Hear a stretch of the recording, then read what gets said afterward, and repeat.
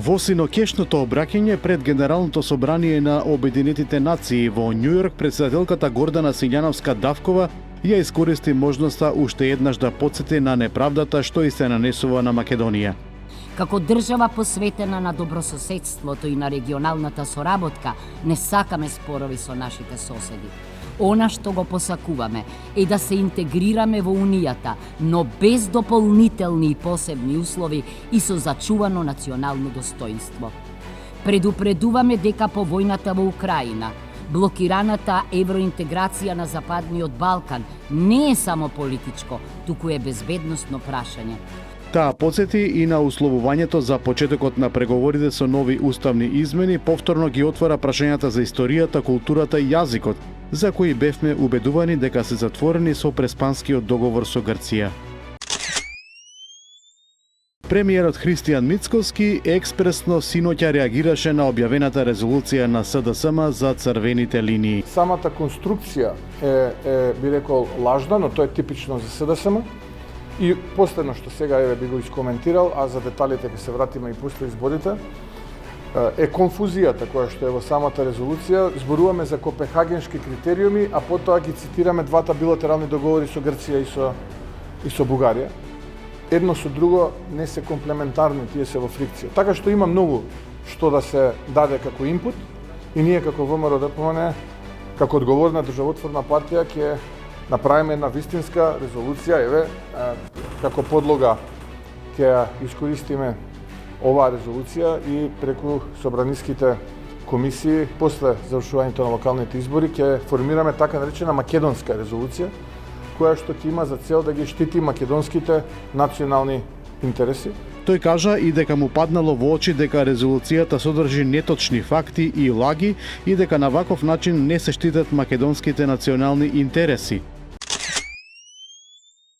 Добро е што ниту ВМРО-ДПМН, ниту било која друга партија не ги отфрла црвените линии, ниту чекорите од планот во резолуцијата што ја предложивме, стои во денешното соопштение на СДСМ. Што се однесува до коментарите на Мицкоски за лажни и неточни историски факти, од СДСМ кажаа дека такво нешто нема и потенцираа дека се отворени за сите конструктивни забелешки на партиите и сите политички чинители.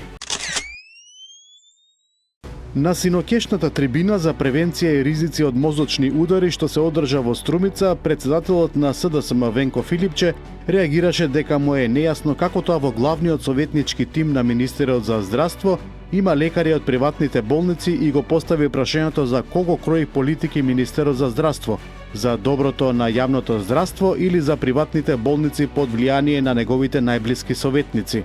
Според него тоа не изненадува, бидејќи оваа власт секој ден покажувала и докажувала дека работи само за големите бизниси и компании, за приватните болници, а ништо за обичните луѓе и за народот. Здравствениот систем, според Филипче, има огромни проблеми. Европската банка за обнова и развој во својот есенски извештај ја ревидира на подобро проекцијата за македонската економија, прогнозирајќи раст од 3% за 2025 и за 2026 година, што е зголемување од 0,4 односно 0,3% во споредба со прогнозата од мај. Во извештајот ЕБОР наведува дека Македонија забележала подобри резултати од очекуваните во првиот квартал од 2025 година, со силни перформанси во градежништвото и зголемени инвестиции. Изградбата на брзата пруга во Македонија ќе биде најзначаен инфраструктурен проект за цела југоисточна Европа. Ќе донесе огромен економски бенефит и значително ќе го намали времето на патување од Скопје до Солун и до Атина, истакна министерот за транспорт Александар Николовски. Тој информираше дека грчките власти се согласни следната година да почнат со изградба на двоколосечна пруга по примерот на Македонија од Солун до Гевгелија, а директорите на железничките предпријатија на двете земји веќе ги согласуваат техничките детали. Со 3,5 милиони евра владата се вклучи во доизградба на стариот театар во Струмица, проект што беше закочен цели 7 години. Вчера попладне увид во работите направија премиерот Христијан Мицкоски и министерот за култура Зоран Љутков. Веднаш по нашето доаѓање на власт во 2024 година беше спроведена детална ревизија на проектот, беа анализирани сите досегашни фази на изградба и веќе е избран нов изведувач. Согласно динамиката на работата, проектот ќе биде целосно завршен до крајот на 2026 година, истакна министерот Љутков. Нов пожар во депонија. Синоќа гореше депонијата близу Арачиново покрај стариот пат кон Куманово. Обемот на пожарот бил голем. За среќа, по повеќе часовна интервенција во која користена и специјална пена, скопските пожарникари успеале да ги изгаснат силните пламени јазици. Дел од чадот поради ветрот се раширил низ Скопската котлина.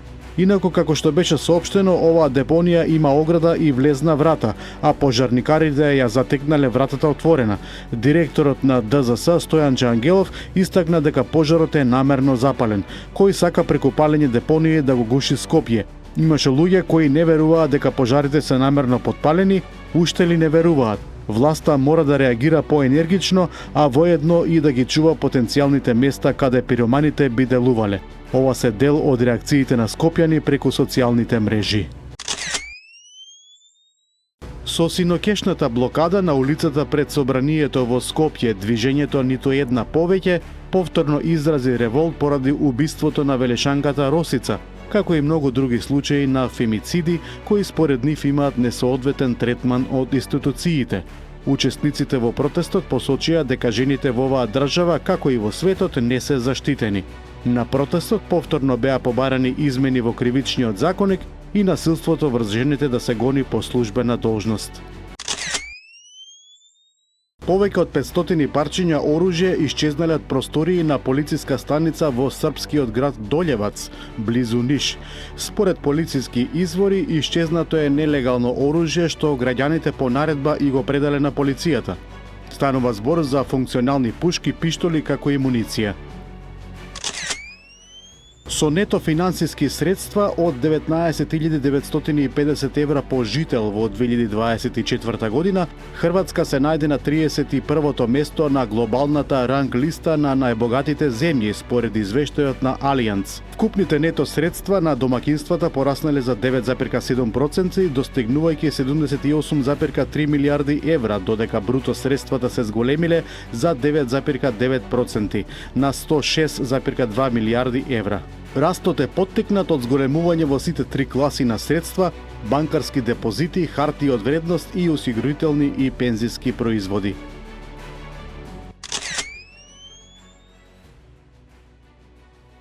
Израелската војска соопшти дека околу 700.000 лица ги напуштиле градските подрачја на Газа и се упатиле на југ од крајот на август по нивната офанзива.